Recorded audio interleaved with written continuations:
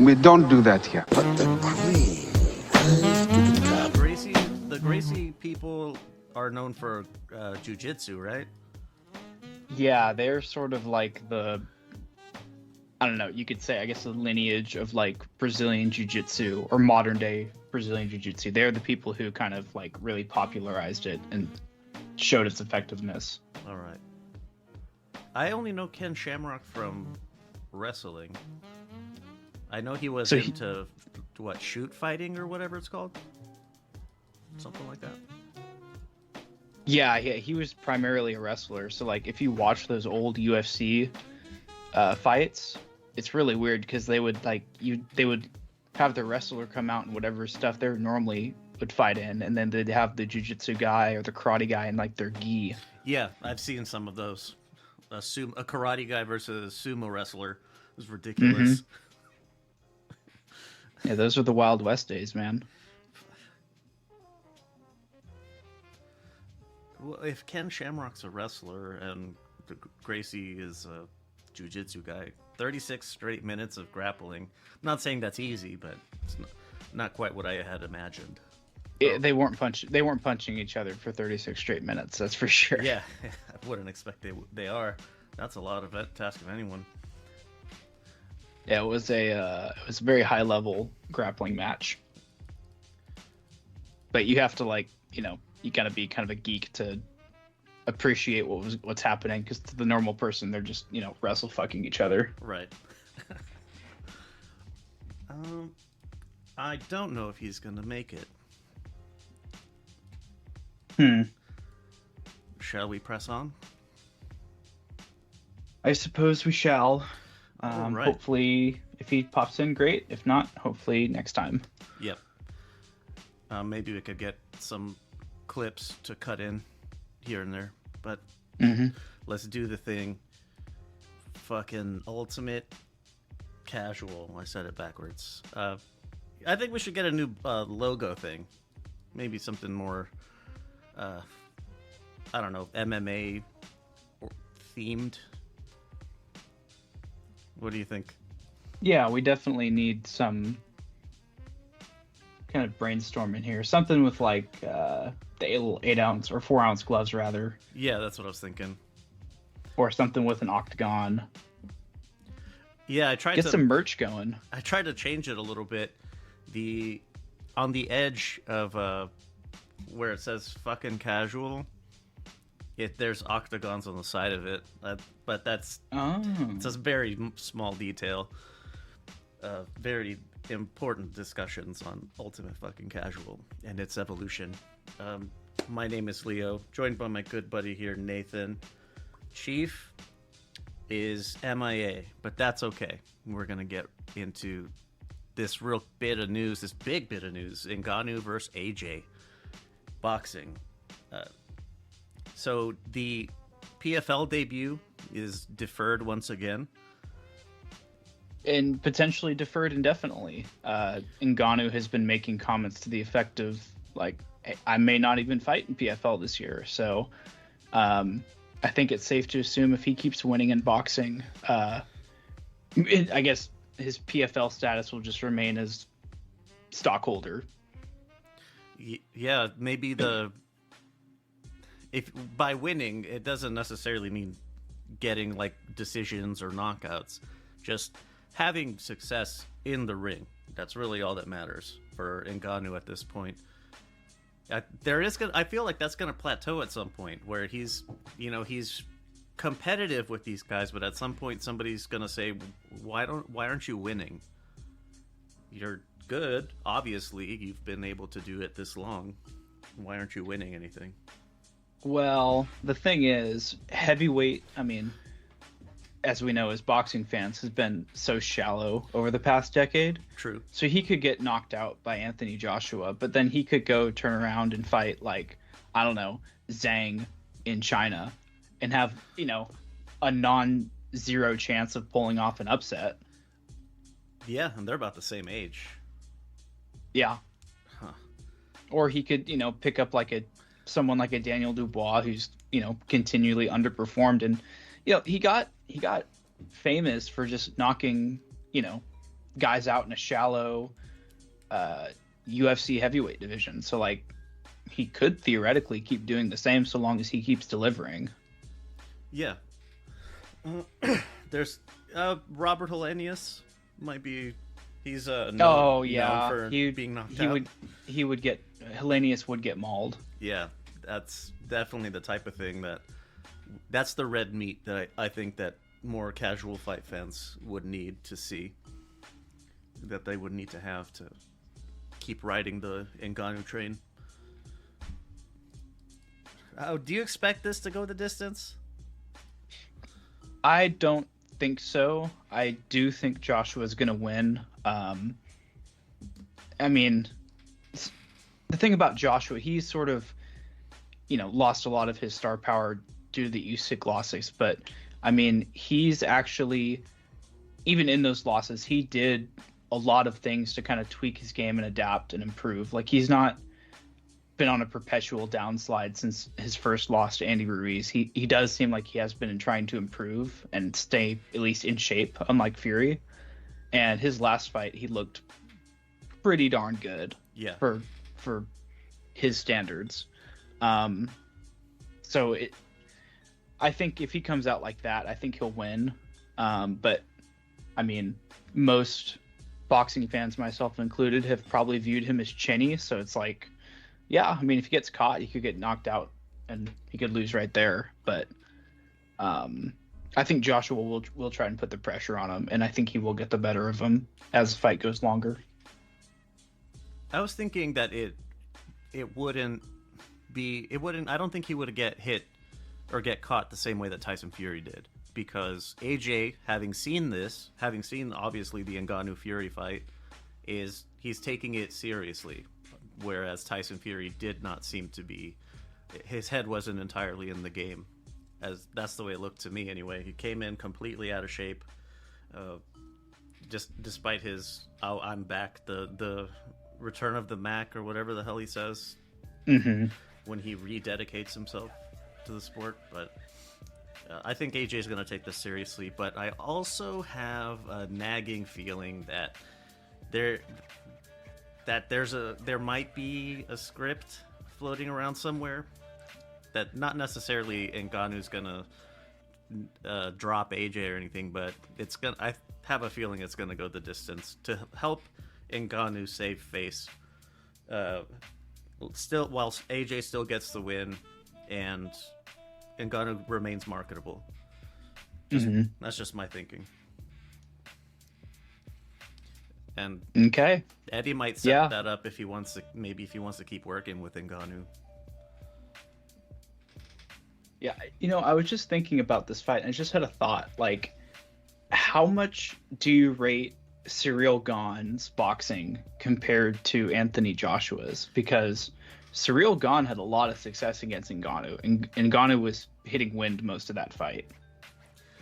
Yeah, the fight where Gane's return after the really strange performance with John Jones, his hands, like I was saying the whole time, like, this is really weird. Like, this is not at all what I expected. His hands are really fast.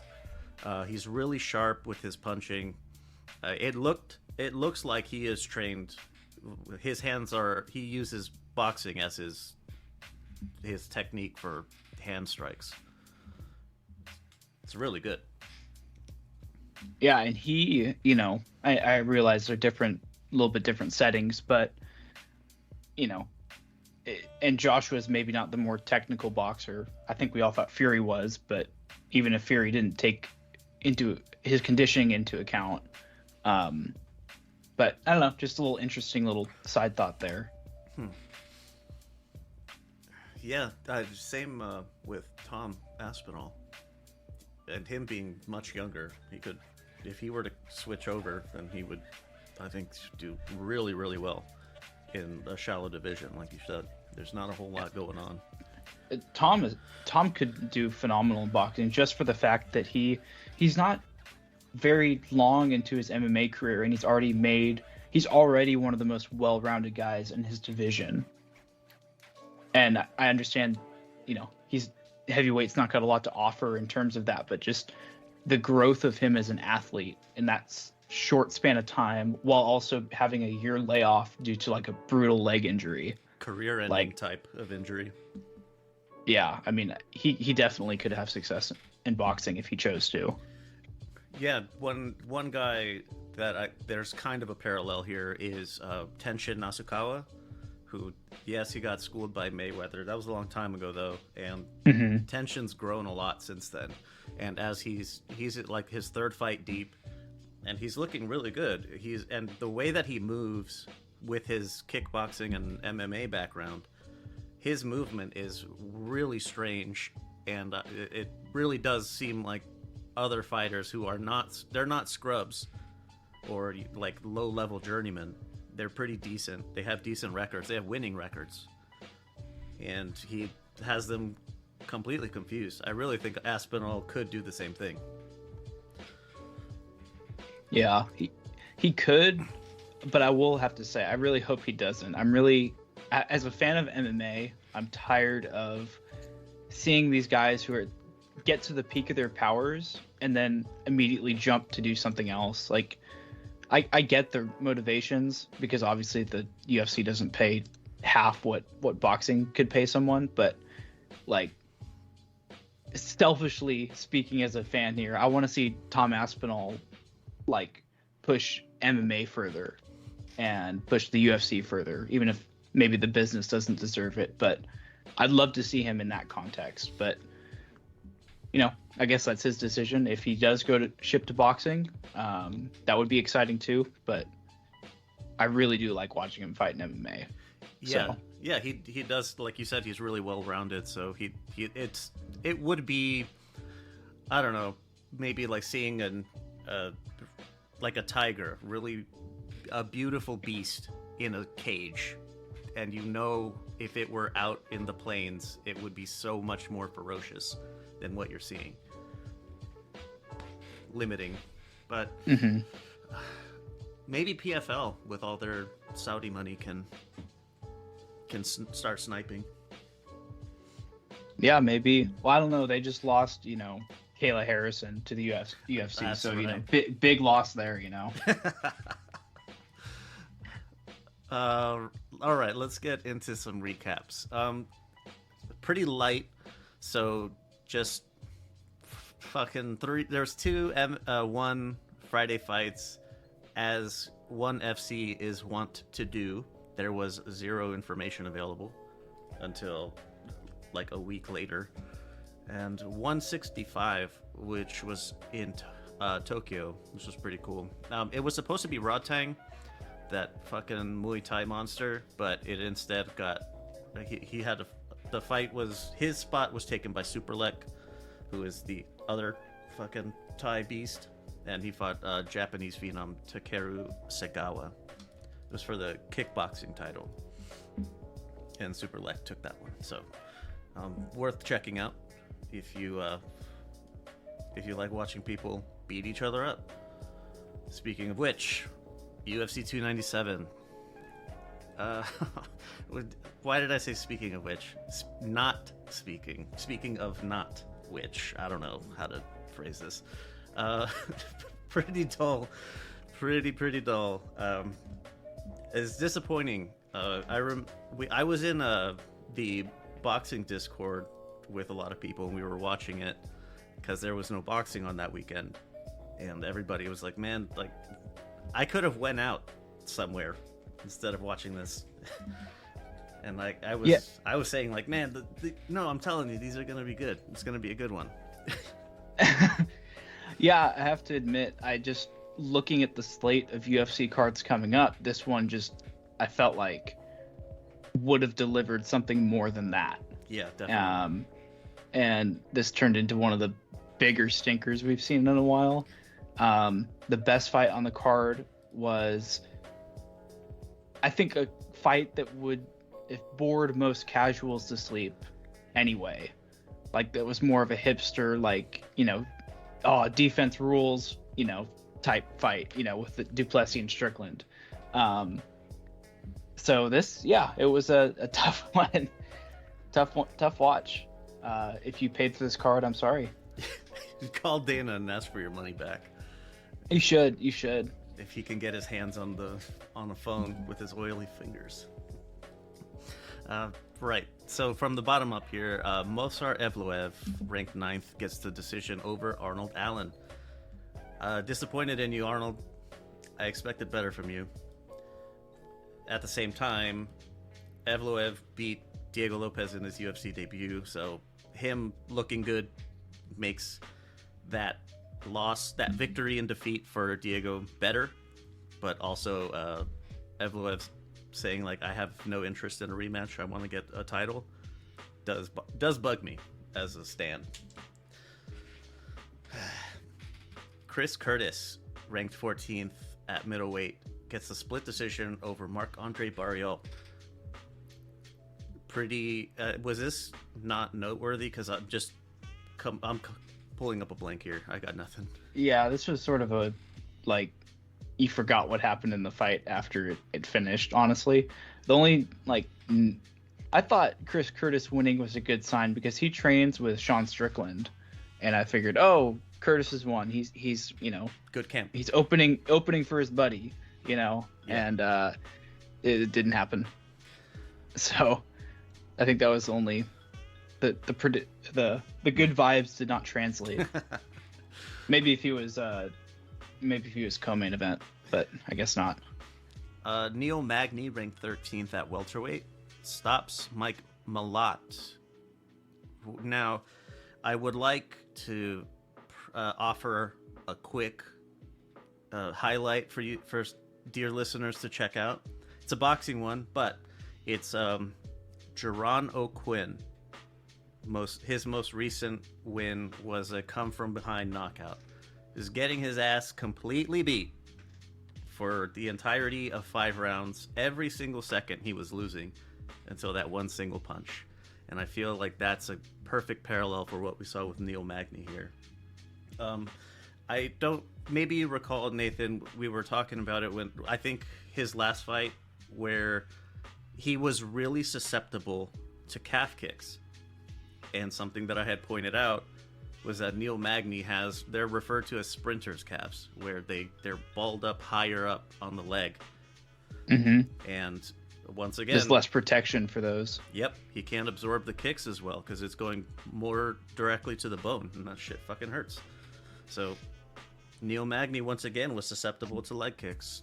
It's an unfortunate reality for him. But, wow. Comes from behind for the dub. How much time was left when he got it? Because I feel like it was really close, like last minute. I think it was within the last 2 minutes. Okay. Good times. All right, Neil Magny. Great. Keep doing whatever it is you're doing, man. Raquel Pennington ranks 2nd. Wait, did I see that this was for a title? This was... Yeah, she's the Was champ. It for a title? It is. Oh, shoot. Okay, it was. Yeah, I think it was a vacant one. And Mayra Bueno Silva ranked 3rd. That's the lady who choked Holly Holm out. But this fight choked me out. I fell asleep. I didn't really fall asleep, but fuck, it was not very entertaining. It was fairly one-sided. Yeah. There was not any real competitive edge coming back from Silva. I mean, it was just Pennington one-way street. Yeah. But at the same time, Pennington not being able to really pour it on and finish. Half an opponent? Yeah. So with that, the main event, Dricus du Plessis. I think it's Dricus. Dricus? Dricus du Plessis. I need to figure out the Afrikaans pronunciation. Regardless, he comes in ranked 2nd and gets a split decision over Sean Everyman Strickland. So, Leo, I know a lot of people in that night in the boxing Discord were all pulling for Sean. Did you have a problem with the scoring of this fight? I don't recall. having an issue with it. Because if I did, it would have stood out. Yeah, I think live, I had it how the well, I know there was some weird, I think there was some weird scoring in the judges' cards, but I had it 3-2 to Duplessis. So did I. I remember that much. But there's been quite a bit of controversy about that. A lot of people were very upset about it, which I was kind of surprised that Strickland would have that kind of fan reaction. But a lot of people crying robbery for this one. And as much as I hate to see Strickland lose, I think the decision was fair. Yeah, I was talking with Drip about it on B-Sides for a bit. And same thing is that Strickland started out really well. So like 3-2, like Strickland with the first two. And then once Duplessis figured out how to get around and over the shell and work the body, work the legs, like, man, that there's only so much a Philly shell can protect you from, and you're not adapting to anything.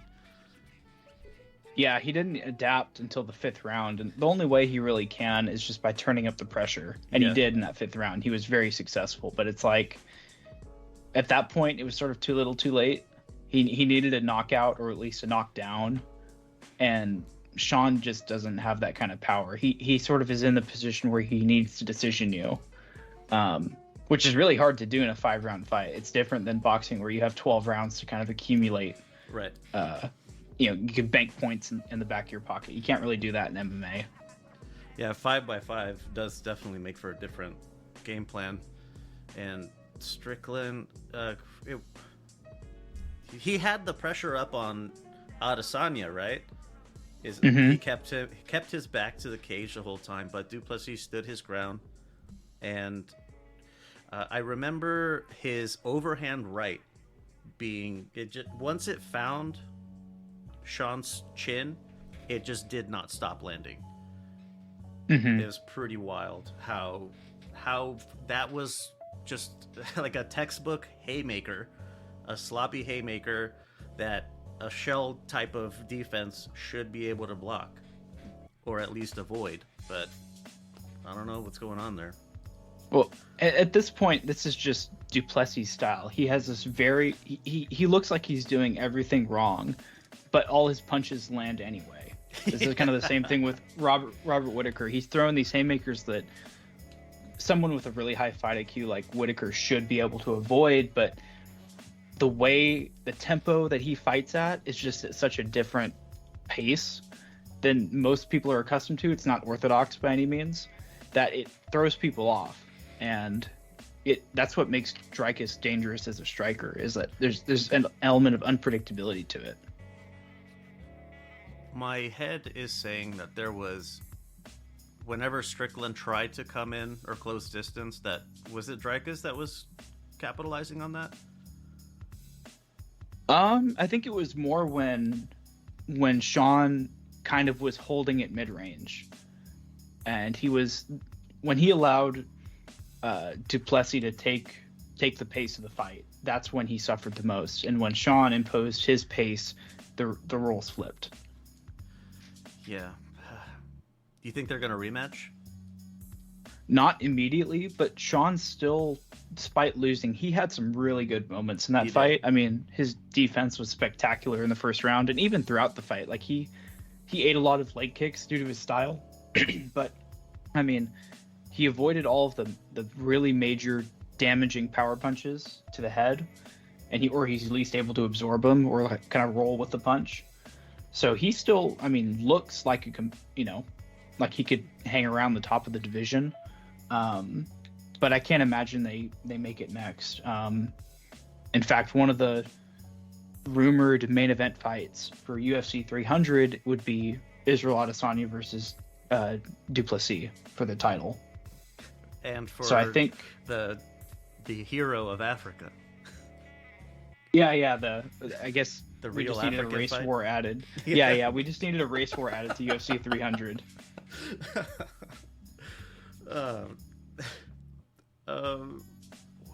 So Duplessis, he beat Strickland. He beat Whitaker. The only other names, the rankings are Strickland at 1, Adesanya at 2, Whitaker 3, Cannonier 4, and Vettori 5. And then you have Chimaev down the list, don't you? Number 9. They will leap him to a title ASAP. He's a name. I know everybody likes to call him Cum Shot. Yeah, Chief especially. Yeah, it's very clever. Yeah, I would expect he gets a shot before those other guys. Well, I think Adesanya will probably get the shot first, but Sean might have to fight Chimaev next, and that might be the UFC's quick fix to getting Chimaev a title shot, because he's just so marketable, especially with kind of the Middle Eastern, the Muslim world, just with what the inroads Khabib and Islam have made to kind of that side of the world. Yeah, he's sort of ready-made to be a global star from that perspective. So marketing-wise, I think middleweight's kind of screwed. I feel bad for guys like Costa and Allen. They're not going to get their rightful shot, or even Cannonier maybe. I mean, they're gonna be making a lot of business decisions with their matchmaking soon. Yeah, that's kind of what UFC does. That's what they're known for. And it's weird how, just as a boxing parallel, how people bitch about sanctioning bodies that do that. I don't know. It is funny. The perception of the UFC from the fan perspective is the opposite.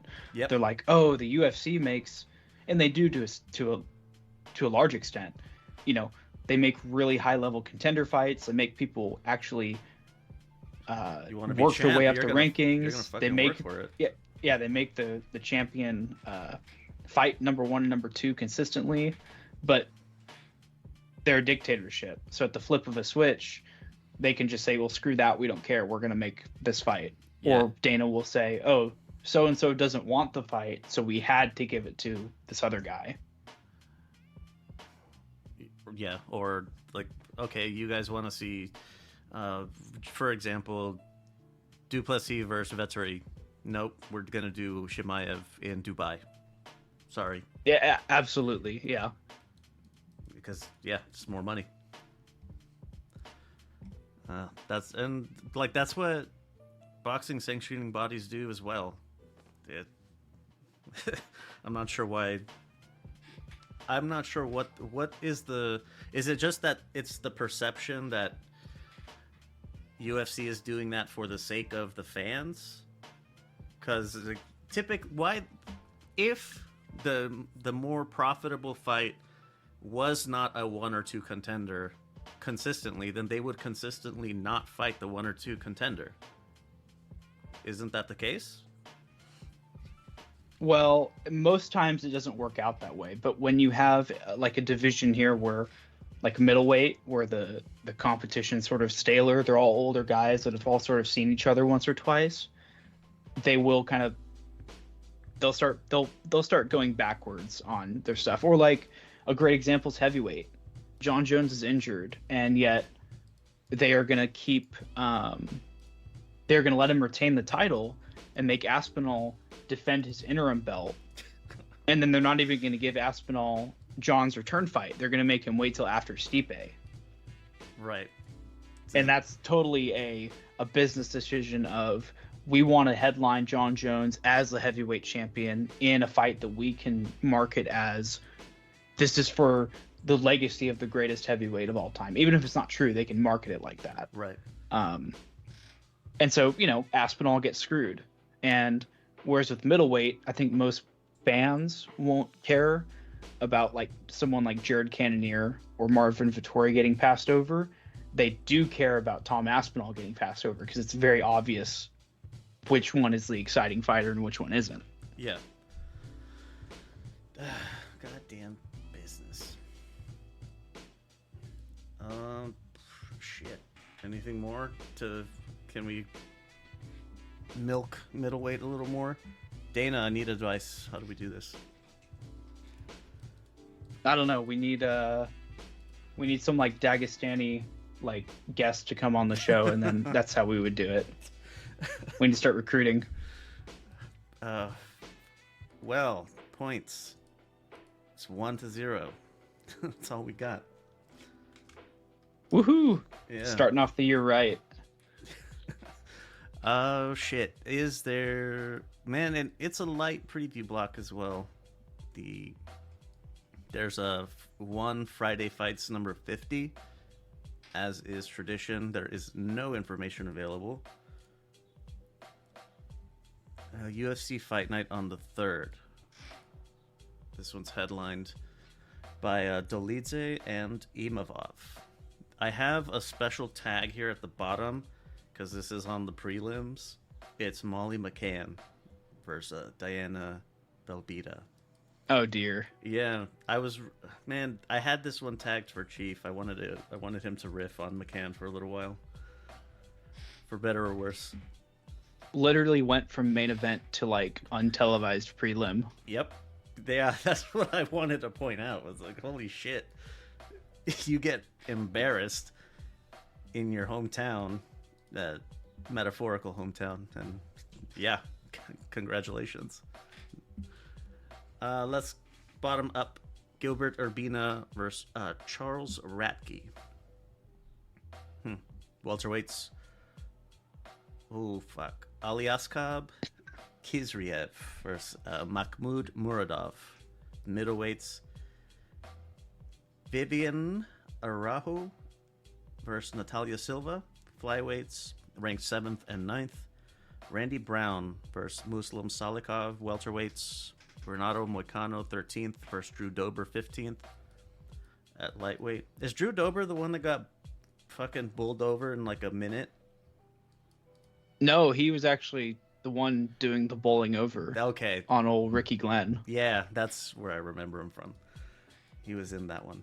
And then Dolly's 8th and Imavov 11th at middleweight. So, 8th and 11th.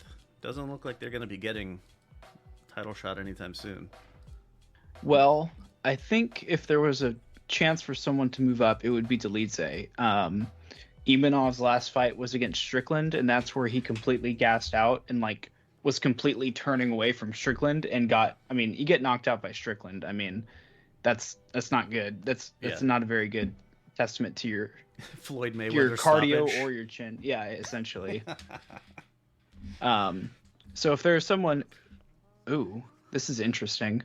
Roman Dolidze's ring name is the Caucasian. Oh, well, he's from the Caucasus, the mountain range. Okay. Learn something new every day. Interesting. Yeah, if there was someone to capitalize off of this, I think it would be Dolidze. Because Imanov just seems like he could get knocked out. Turning away.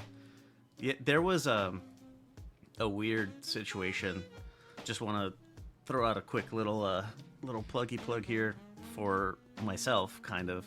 But I got a chance to attend the Golden Boy card last weekend for Jaime Munguia, and there was a situation where one of the fighters, Christina Cruz, was fighting Gabby Fundora, and she did the same thing where like she kind of hunched over and turned away, and when we got a chance to at the post fight talking with Gabby, he was like, what do you make of that? What do you make of that stoppage? I'm like, well, I don't know what's wrong with her, but she's hunching over and like trying to walk away from me.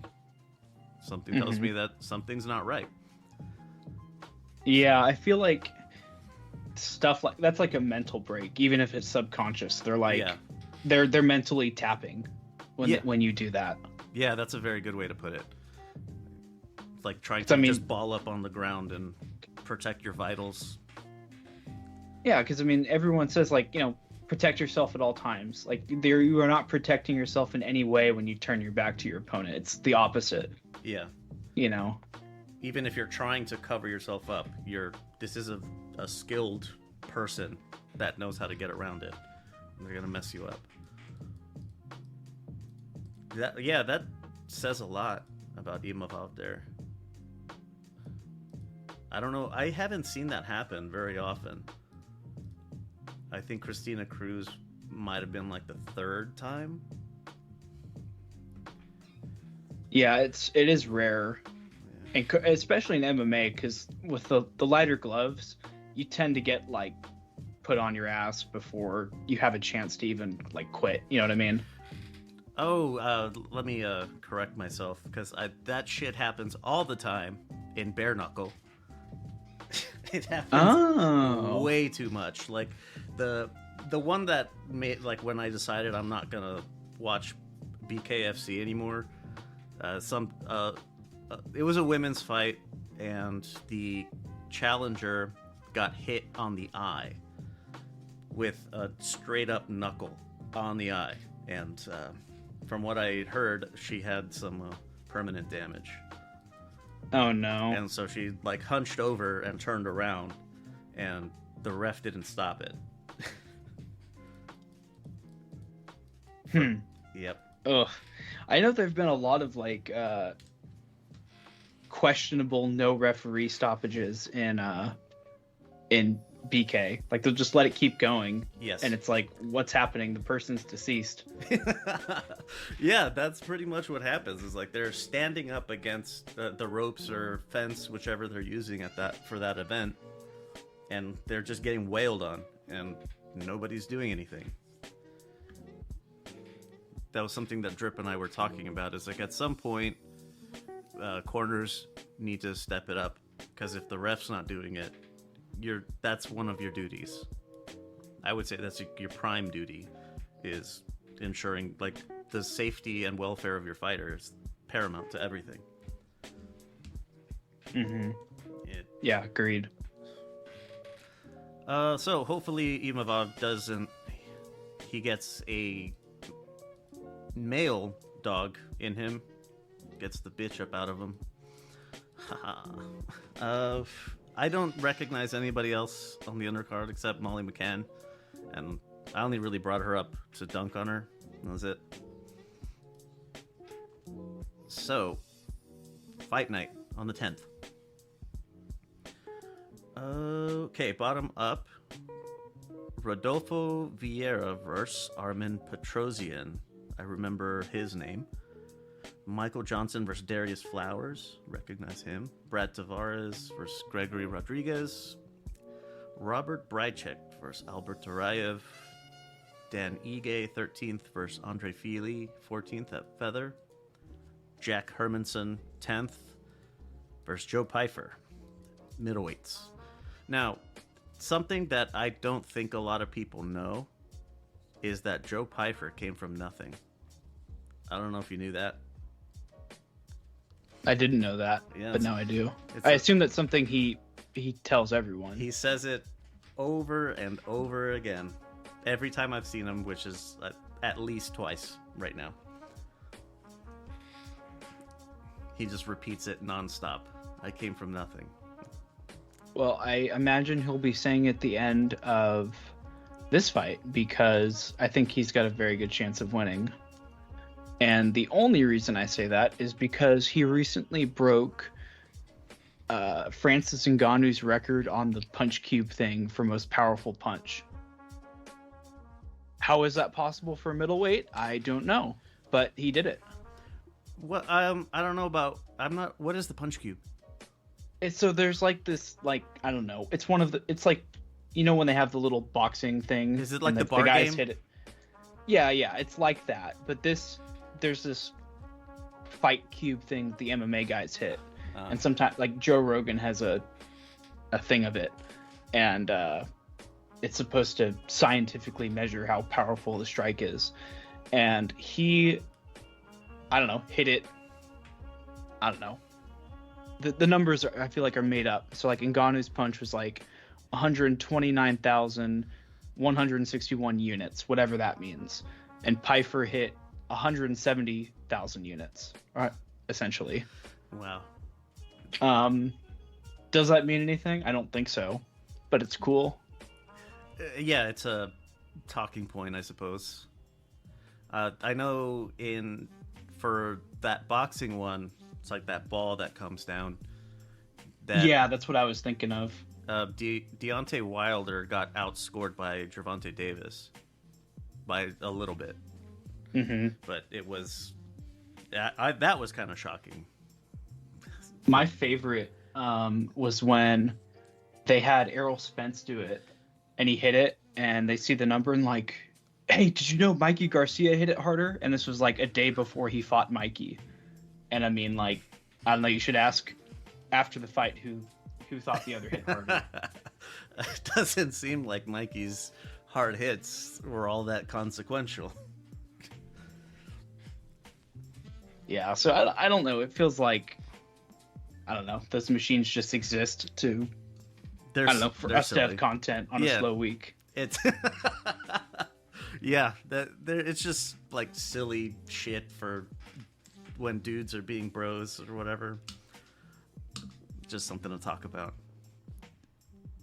I did one once. I was in Vegas for a fight with some friends, and we were at a bar doing it. Everyone was hitting it, and then like I was kind of sitting back like, this is kind of lame. I don't really want to. And no, come on, everyone did it. You have to do it. All right, fine. And then like I get a much higher score than everyone else. It's not that it was impressive. It was just better than everyone's. Look, you guys don't know how to throw a punch. That's all this really means. It's not that I'm not the next bronze bomber. Well, you never know. I mean, have you compared your score to Deontay Wilder's score? If I remember mine correctly, it was higher than his, but not higher than Tank's. Okay. I'm kind of surprised, like, Wilder actually hit the bag. I feel like he would miss and hit the top of it and just shatter the machine. Or all the bones in his right arm. Realistically, his entire arm would shatter if that happened. But I choose to believe he would just destroy the machine. That's weird. That's my headcanon. He doesn't have... He has like pins or something, or screws in his hand, and I haven't heard of him having hand problems in a long time. Do you think that's Malik actually a good point? I have not have something to do with that. Maybe. Well, I mean, he finally got a trainer that wasn't going to spike his water. I mean, you could do wonders when you get the the right people. The rats out of your camp. You know what I mean? Extra lead in the costume. Oh, that is something that Wilder would do. Like, literally would drink lead to make his bones stronger. That sounds like something he would actually do. Yeah, if I eat gunpowder, I'll have more explosive punches. Genius. Oh, I'd do it. If it actually worked, I guess I'll give it a shot. One thing before we wrap up, the 300 main. We were talking about this before we started. What is Oily Dana? What do you think is cooking? That's a good question. I know Dana always hypes everything, but the way he's been talking about this fight, it's supposed to be something really special, something the fans would only see coming, would never see coming, right? And I just don't know what that could be. Because even if they did something like Pereira versus Adesanya 3, that makes the most sense to me. That's a very expectable fight, I guess, is the way to say it. If it was Conor versus Chandler, that would just be surprising because everyone's been saying it's going to happen on International Fight Week. So I really am stumped. I don't know what exactly they are cooking here. Assuming they're not just burning the dish. Vladimir Klitschko is going to fight Brock Lesnar. I'm down. That sounds horrible. It's He's announcing the fight. It's Vince McMahon versus his sexual assault allegations. Versus a jury of his peers. Oh, that would be.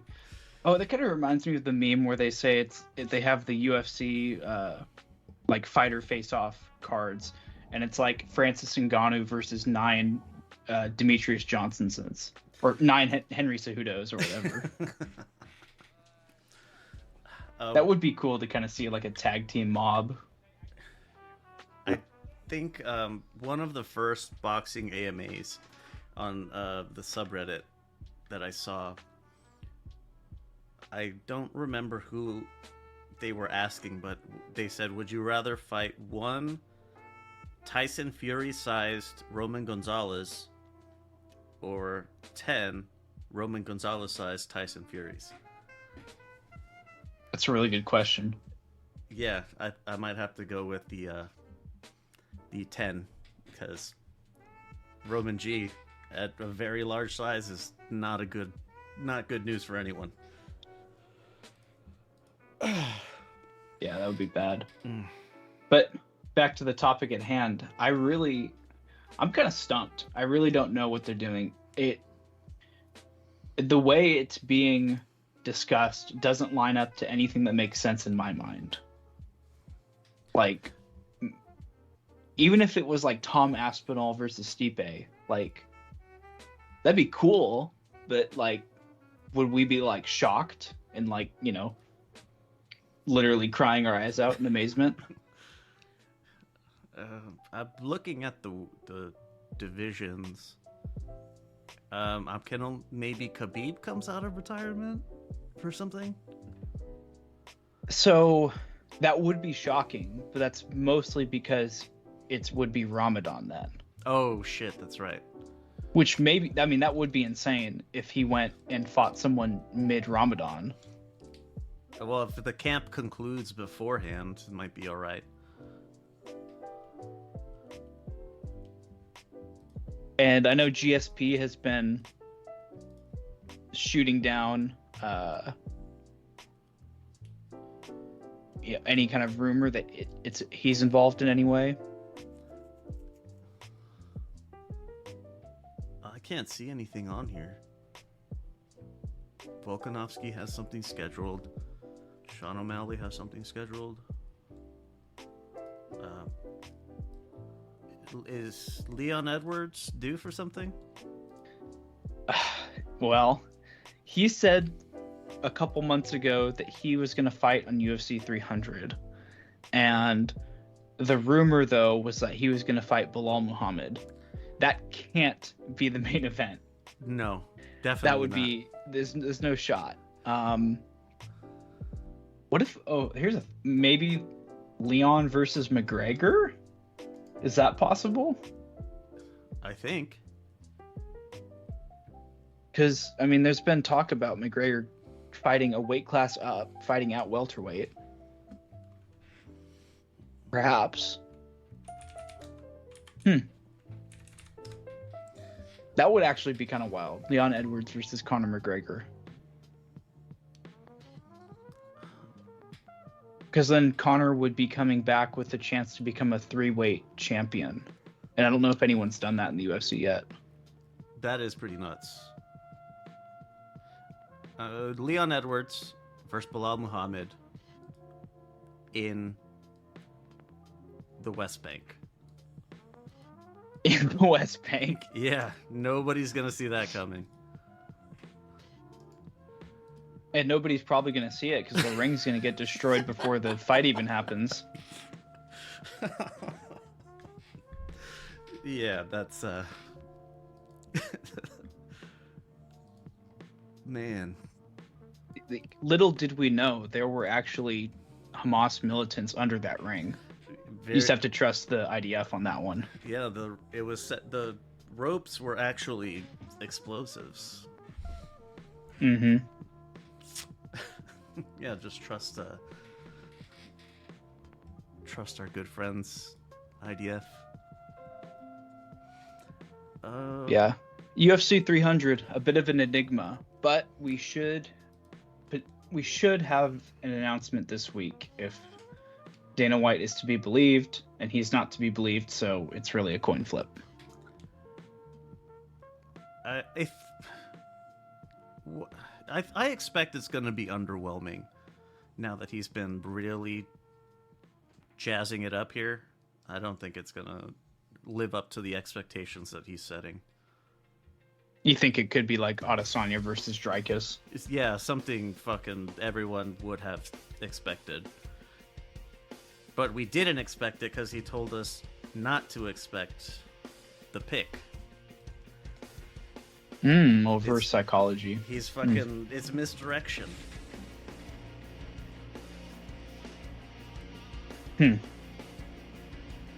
What if it's Tyson Fury? Ooh, man. That he has mentioned wanting to get into MMA.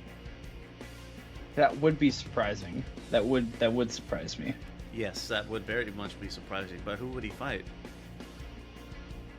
Cyril Gane? Aspinall? Cyril Gane, maybe. Gane would actually be an ideal opponent because Gane's not going to try and shoot a takedown on him. Right, he's going to stand with him, which is really foolish, but what ifs?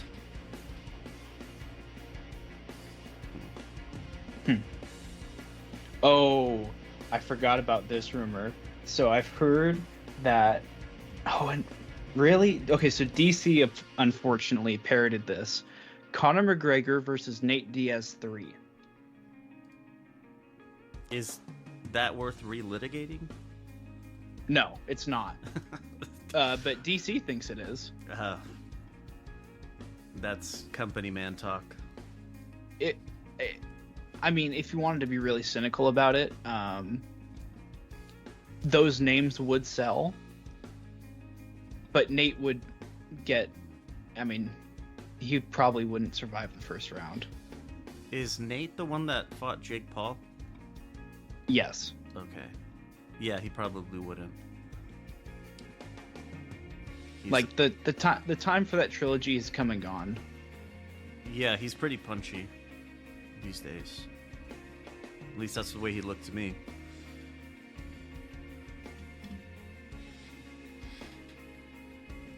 But I guess it does make sense that if they wanted to do Conor v. Chandler in June, and Conor was like, hey, give me a warm-up fight before then. I mean, this is the definition of a warm-up fight. Yeah. An extra camp to get in shape. Mm-hmm. Yeah, that would be a good one. That would... I won't lie. I would be disappointed if that happened. That would kind of suck. Yeah, I don't know if I would want to see anything that brings back old names.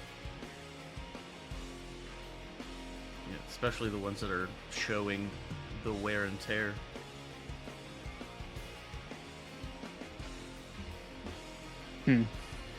Well, I guess we'll just have to wait and see. Yep. Let's do the wrap-up thing. I'm gonna cut that in right about. Let's get all of this shit out of the way. If you'd like to check out more stuff from the Lux Media network at large, you can go to lvxmedia.net. All the shows are there. I'm trying to spruce things up a little bit, so I would be very much interested to hear some feedback if you'd like. The number 833-LUX-PODS. If you text or call, it's anonymous. If you call, it goes straight to voicemail. So I can cut your audio in if you'd like. Other shows, social media shit is LVX Media Net on everything. If you can't find it, we're not on it. And I think that's gonna do it. All right, let's get wrapped up. There. So, Nathan, parting words.